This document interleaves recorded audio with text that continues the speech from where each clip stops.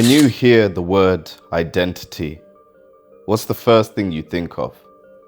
I remember growing up, I used to hear that word and I never really could put a context into what it means. On one side of it, some people use it to define their personality, the traits they have, their characteristics. For some people, you relate your identity to your position in relation to your higher power. Maybe you believe you're a child of God, you are a creation who's come here to have a specific purpose. And the definitions vary. In this video, I'm going to be talking about identity, how you became who you are, and why the person you currently are isn't of your own doing, but rather it was chosen for you.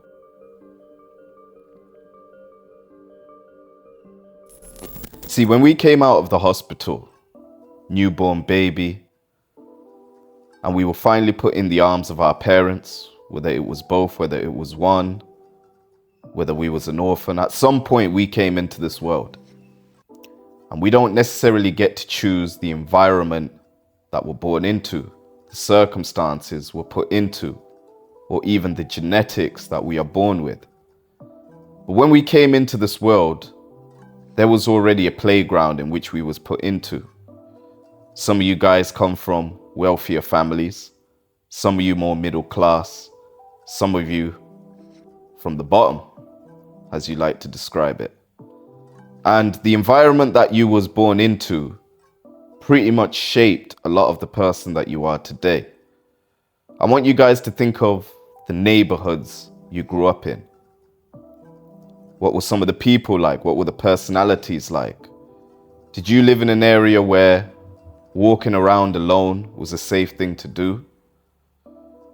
Everybody had similar beliefs. Was it quite a gated community, or did you pretty much live in the concrete jungle, as they say in some of my favorite rap lyrics?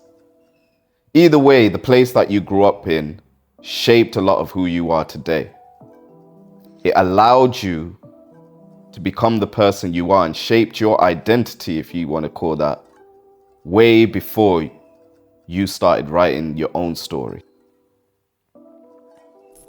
Talking about myself, when I was growing up, I remember being in school, preschool, primary school, whatever you call it in your country.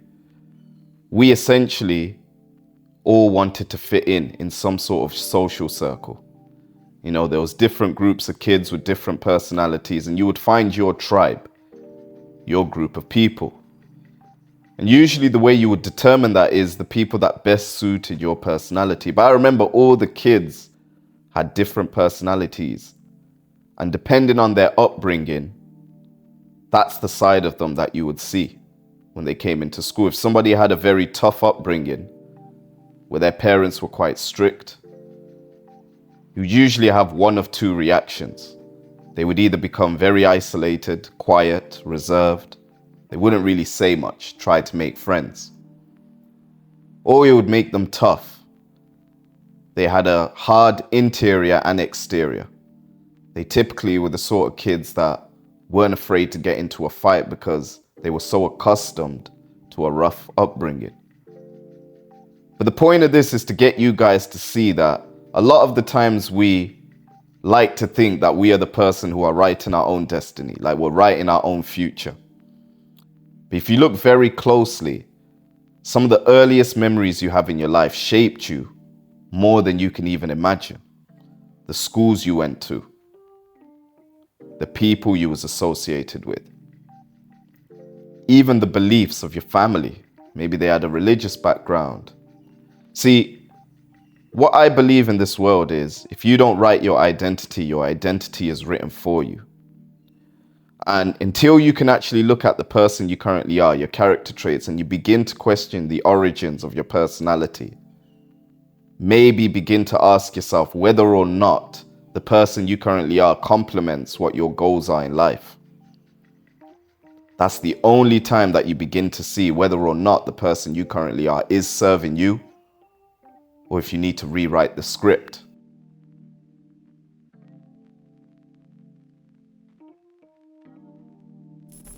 Before smartphones, gadgets, and technology sort of got to the level that it's at today, when I was growing up, television was the main source of technology you would use. Whenever our lives became boring, we would essentially sit down and watch TV and basically use that as a form of entertainment or just to escape the harsh facts of reality or the life that we were currently living. And I remember when I was watching TV, I was always a fan of hip hop.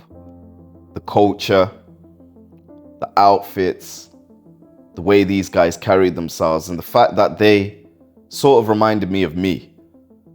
Somebody who deep down inside resonated with the idea of standing out. A lot of the lyrics that you hear talk about struggle, talk about how hard it was growing up in those sort of tough environments and making it out to be a superstar. It's sort of like the hero's journey, right? You go through adversities, you believe in yourself, and on the other end, you're praised for your accomplishments. I mean, can't speak for women, but most men I know can really resonate with that message. We all want to feel like we started at the bottom and we fought our way to the top. This is why things like the education system works, right? You start off in the lowest grade and you paint a picture of what you want to do with your life. And you know that this process you're going through is going to lead you there. If there wasn't some sort of dream scenario at the other end of that, it'd be very difficult to motivate a kid to do it. This is the biggest battle that parents face, right? How do we convince this little boy to do his homework and make him understand of the long-term benefits that will come if he actually follows through with this? When I started to look into my life, my decisions, the things that I was doing and how I ended up in the position that I was in, I started to see a pattern of behavior traits that I had from as early as when I was younger. The approval seeking that I was mentioning earlier. Any single environment that I would go into, I was always bringing out the best sides of my personality, like a chameleon kind of, to fit into the social circle that I was in. Maybe if I'm in a corporate environment, there's certain sides of my personality I'm going to push aside to make sure that I fit in with the people that I'm working in. So when I was in these environments, these corporate places, my personality, I had to try fit in. I had to look at other people, see how they were behaving in order to know which side of me I should bring out. And this wasn't something that I was doing consciously. It was unconscious. It was from a behavior trait that I had when I was younger. Now, some of you guys watching this, you've got traits that you see that you do, which you haven't actually shed a light on. And the problem with that is the person you currently are, you think you're in control of your life, but really you're just running on autopilot. Most of us are just shaped by our circumstances, the beliefs that were given to us, rather passed down by parents, and the things that we have conditioned ourselves to believe are true through maybe media and other things like that. Some of you guys watching this, you probably have a similar belief to me. I'm guessing you wouldn't get this far in the video if your mind wasn't able to contemplate of a better future for yourself. But in order for you to develop your life, you need to start making a conscious decision to be the player. See, I was mentioning earlier about how a lot of our beliefs comes from the media that we watched. But the problem with that as well is that all this media we watch taught us to just be a spectator of other people's lives. You see this in social media now today. We're always watching what other people are doing and shaping ourselves to the expectations we see in society. Fashion sense has to follow a certain trend that's taking place. Nobody really is a unique personality anymore. And I think if you look very closely, we're losing the things that made us unique. Our unique outlook in life. Our point of view, which makes us stand out from the average person. That point of view is essentially the thing that we can use now to sort of stand out in the world. See, if your identity is based off of what other people like doing, you're the sort of person that only goes to the holiday destinations you see other people going. You watch the same shows as people. You listen to the same type of music. You know, there's a lot of shallowness to that character. If we are going to build our lives, we're going to have to learn to go back to the things that we used to like. Understand what our real interests are, our passions, and basically use those to essentially decide who we want to be in the future. I believe that most people in this world aren't money motivated. If you offer them extra hours at their job, they're not going to take it. And really, the money that they're trying to make isn't for the sake of the money itself. What most people are motivated by is the person that they can be. That's what I truly believe. And I believe the sooner that you can acknowledge that, the sooner you can begin to actually define what you want to do with your life. I mean, think about it. When you see people on holiday, when they're living in their country, they dress according to the people around them, which is very safe. Things that won't make them stand out too much. But every guy and girl I know, once they go on holiday, they bring out the outfits that they've been dying to wear.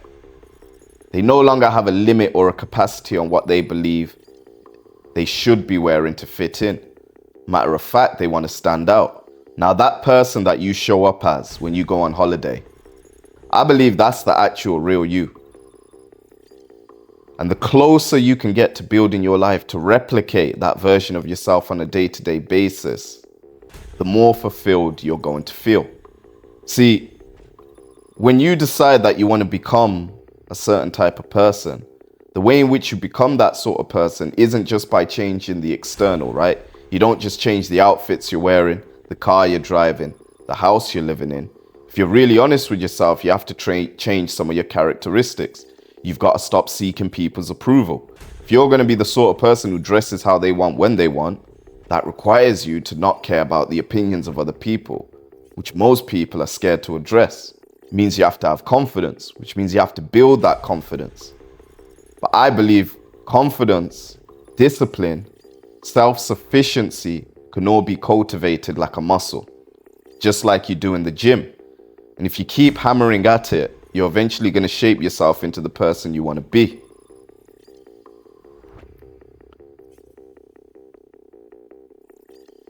So I'm going to leave you guys with 3 questions to take away from this. Number 1, if you had to give yourself an identity right now, a few words or a sentence that would describe the person you currently are, what would it be in all your honest opinion? Number 2, how would you define the person you want to be in the future? And number 3, what would you need to do from today in order to start building those characteristics? Once you can figure out these 3 questions, you start that journey and you begin to move in the direction that lets you know that you can become who you want to be. My name's Tino. Like, comment, share, and subscribe. And I'll see you in the next one.